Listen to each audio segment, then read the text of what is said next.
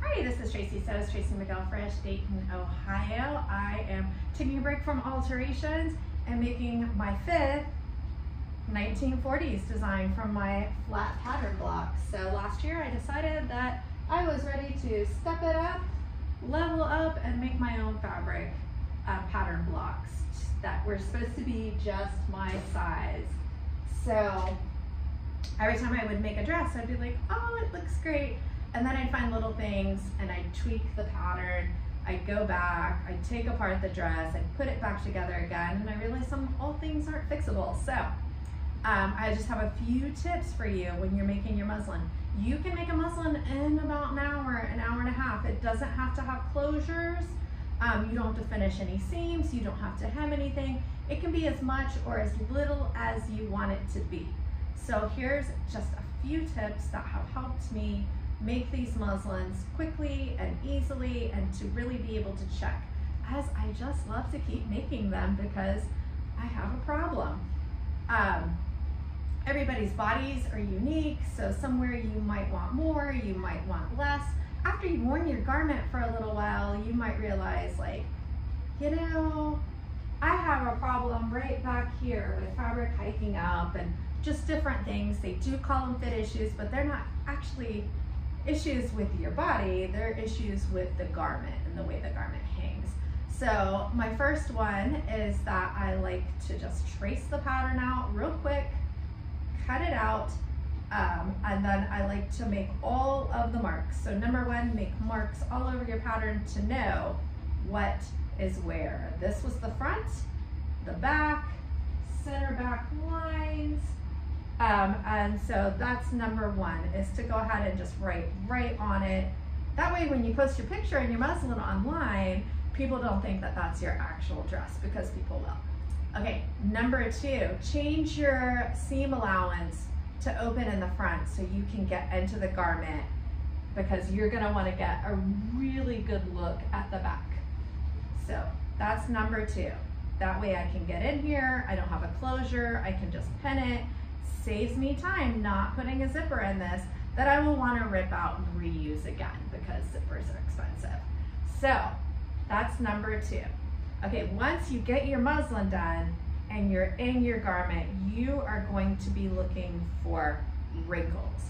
Wrinkles, lines, pulling, all of that indicate that there is an issue somewhere. Either something is too tight, or something is too long, or something is too loose in an area. So for me, the front looks great, no problems. All of my problems are right here. So the drastic change, the 12 inches difference from here to here, is a problem when it comes to measurements. So what I was seeing was fullness in the front, no fullness in the back. I was seeing that the front was longer than the back, and that my side seam was facing towards the front and not even down the middle of my leg. So those were all indicators. So I get out either a book, a reference book, or I go look online and I see what is going on. And I realized, just like we make full bust adjustments, I had to make a full bottom adjustment in the back. Once I redrafted my pattern, and this is the 5th time I've made this, once I redrafted my pattern with the full bottom adjustment, which is actually just like the full bust adjustment, you're gonna do just about the same thing, everything hung pretty good. The only place I had a problem was right here because of length, and I feel like it could just be a little tiny bit looser right here. So I can go to my actual pattern and fix all those things and hopefully be able to finally wear this garment without a sweater when I do it on the real fabric. So that's it. I'll recap you.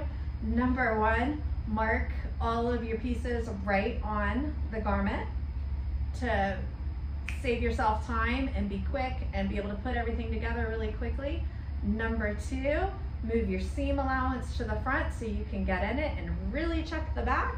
Number three is to look for any wrinkles all over the garment really study them, get online and look, or there's a lot of information online, it's not always right. I know I've done a few videos on here that weren't perfect and people called me out on them, which is fine. I'm human and I'm always still learning. Sometimes you learn by teaching because somebody tells you that you're wrong. But look for any wrinkles on the garment, and then check, I would suggest first either a reference book or get yourself a fit buddy, even better. So that's it. Tracy McGilfresh, Tracy Sews, Dayton, Ohio. I have a studio inside of Rosewood Art Center in Kettering that I work out of. I do alterations, mostly women's wear. I also run a huge meetup group called the Dayton Garment Designer Meetup. We're on Facebook, we meet up quarterly, we do fabric swaps, pattern swaps, we go to museums, art shows, and a few fun things every year. Then I'm on the Arts Council. I'm now the president of the Kettering Arts Council, which just means I try to motivate everybody else to volunteer more, and if they don't, maybe I volunteer more. So lots of fun times. So Tracy McGilfresh, Tracy Sews, Dayton, Ohio. If you're interested, you can subscribe. I don't do a lot of videos, but I do enjoy doing them. So have a great day. Thanks for watching. Bye.